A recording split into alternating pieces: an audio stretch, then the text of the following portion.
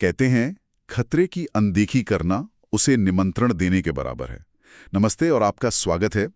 आज हम एक ऐसी घटना की गहराई में उतर रहे हैं जिसने दिल्ली में लगभग 14 साल की शांति को एक झटके में तोड़ दिया। लाल किला मेट्रो स्टेशन के पास हुआ विस्फोट। जी, और ये सिर्फ एक और न्यूज़ हेडलाइन नहीं है, ये एक वेकअप कॉल है, एक संदेश है। हमारे पास इंडियन एक्सप्रेस का एक बहुत अच्छा लेख है जो इसके कई पहलुओं को खोलता है।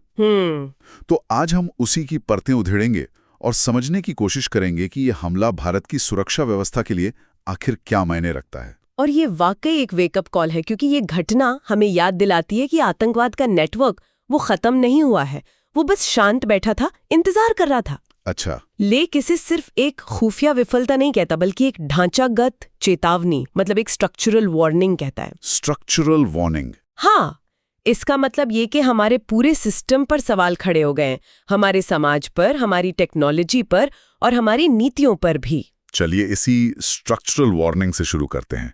14 साल एक बहुत लंबा समय होता है। दिल्ली में इतने साल बाद इतना बड़ा हमला होना, इसे इतना महत्वपूर्ण क्यों माना जा रहा है? क्या हम कॉम्प्लेसेंट हो गए थे? कंप्लेसेंसी तो एक हिस्सा है, पर बात उससे भी गहरी है। देखिए, पिछले कुछ सालों में भारत के बड़े शहरों में बड़े आतंकी हमले लगभग बंद से हो गए थे। हाँ, एक तरह का सुकून था। बिल्कुल, एक सुकून था कि शायद हमने समस्या पर काबू पा लिया है। लाल किले से कुछ ही मीटर दूर एक कार में हुआ ये धमाका उसी सुकून को तोड़ता है। ये दिखाता है कि आतंकी मॉड्यूल आज भी एक्टिव है। वो राज्यों की सीमाएं पार कर सकते हैं, शहरों में अपनी जड़ें जमा सकते हैं, विस्फोटक जुटा सकते हैं और महीनों बल्कि सालों तक हमारी नजरों से ओझल रह सकते हैं। जी, और यही सबसे डराने वाली बात है। सालों तक। लेख के मुताबिक ये मॉड्यूल कब से एक्टिव था? लेख कहता है कि इस मॉड्यूल को पिछले 2 सालों से तैयार किया जा रहा था। सोचिए, 2 साल। 2 साल, ये बहुत बड़ी बात है। हाँ, क्योंकि ये बताता है कि इतने लंबे गैप के बाद भी कोई भी चूक बस एक अकेली गलती नहीं होती, वो पूरे ढांचे के लिए एक अलार्म होती है कि कहीं ना कहीं कुछ बहुत गलत है। और इस अलार्म का सबसे चौंकाने वाला हिस्सा शायद ये है कि इस मॉड्यूल को चला कौन रहा था।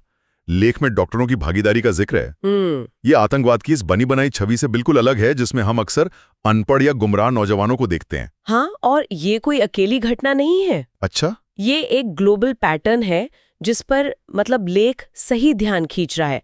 कट्टरता अब सिर्फ गरीबी या अशिक्षा से नहीं जुड़ती। हमने केरल का मामला देखा था। बिल्कुल, केरल के वो पढ़े लिखे युवा जिन्हें आईसिस ने ऑनलाइन प्रोपेगेंडा के जरिए अपनी तरफ खींचा था। ये लाल किला हमला और गुजरात की रिसेंट साजिश, जिसमें वो जहरीला केमिकल बनाने की कोशिश हुई थी। जी, दोनों में पढ़े लिखे प्रोफेशनल लोगों का शामिल होना एक बहुत ही खतरनाक ट्रेंड की तरफ इशारा करता है। मतलब अब खतरा सिर्फ बंदूक उठाए किसी शख्स से नहीं, बल्कि स्टेथोस्कोप पहने किसी डॉक्टर से भी हो सकता है, जिसके पास समाज का भरोसा है। ये तो सुरक्षा एजेंसियों के लिए एक बिल्कुल नई चुनौती है। बिल्कुल, ये लोग अपने पेशे की आड़ में छिप जाते हैं, उन पर कोई जल्दी शक नहीं करता। ये प्रोफेशनल क्रेडिबिलिटी का इस्तेमाल बड़े आतंकी हमलों के लिए कर रहे हैं। ये कट्टरपंथ का वो नया चेहरा है जो एक सम्मानित पेशे के नकाब के पीछे काम करता है। तो ये तो हुई आतंकियों की बदली हुई प्रोफाइल की बात, लेकिन अब उस सवाल पर आते हैं जो शायद सबसे ज्यादा चुभता है। ये हुआ कैसे? लेख सिर्फ आतंकियों की बात नहीं करता, वो हमारे सिस्टम की कई नाकामियों पर भी उंगली उठाता है। हाँ, ऐसा लगता है कि ये एक नाकामी नहीं बल्कि नाकामियों की एक पूरी चेन थी। चेन? जी, और ये चेन टूटना शुरू होती है सबसे बुनियादी स्तर पर, समाज।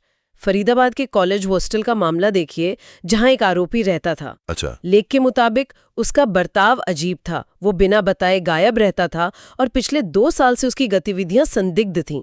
लेकिन किसी ने भी इसकी खबर देना जरूरी नहीं समझा। मतलब लोगों को कुछ गड़बड़ तो लग रहा था, पर वो चुप रहे। सिर्फ चुप नहीं रहे, उन्होंने अनदेखा किया। गाड़ियां कई बार मेवात गईं और अमोनियम नाइट्रेट की खेप लेकर आई।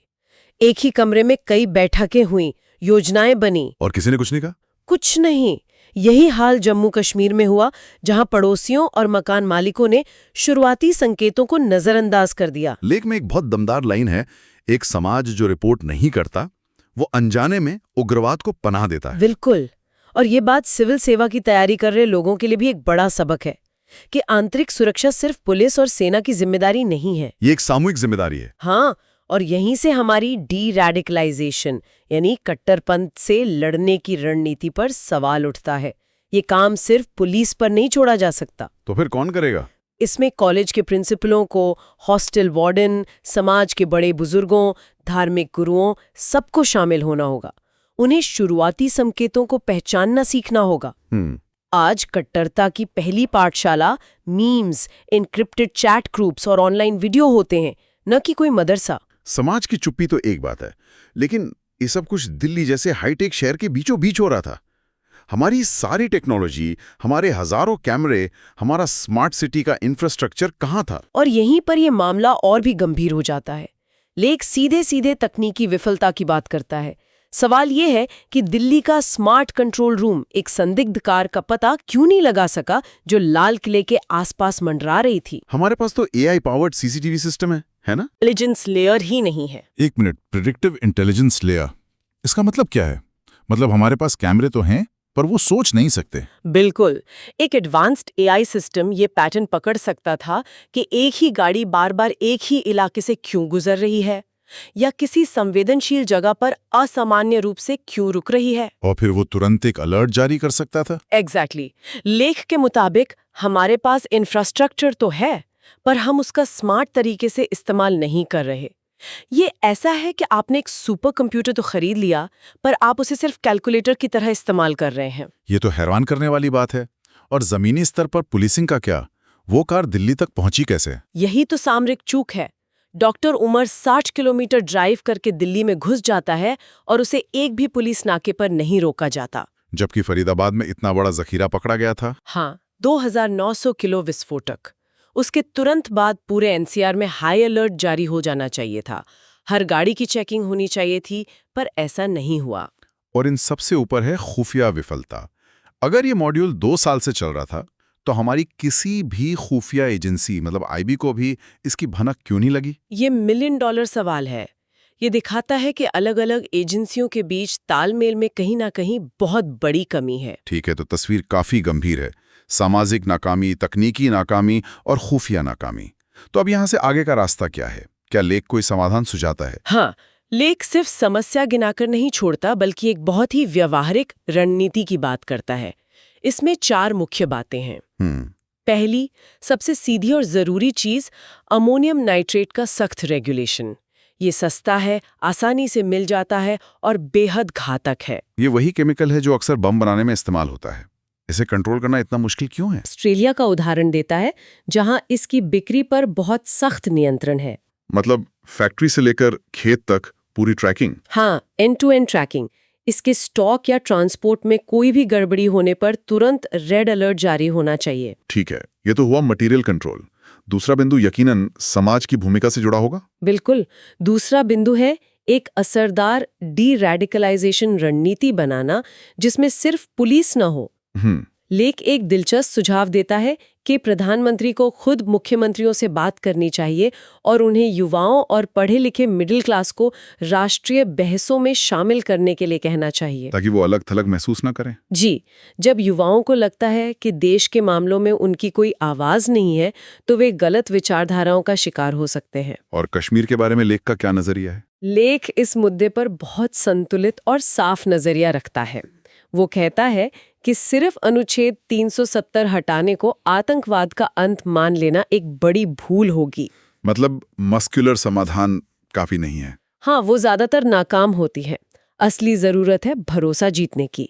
राज्य का दर्जा बहाल करना, चुनी हुई सरकार को जिम्मेदारी देना और युवाओं को अच्छी शिक्षा और रोजगार के मौके देना, यही असली रास्ता है। इन सब गंभीर बातों के बीच लेख में एक सकारात्मक बात का भी जिक्र है। हाँ, सरकार और विपक्ष दोनों का रवैया काफी संयमित रहा। ये आज के दौर में बहुत बड़ी बात है। बिल्कुल।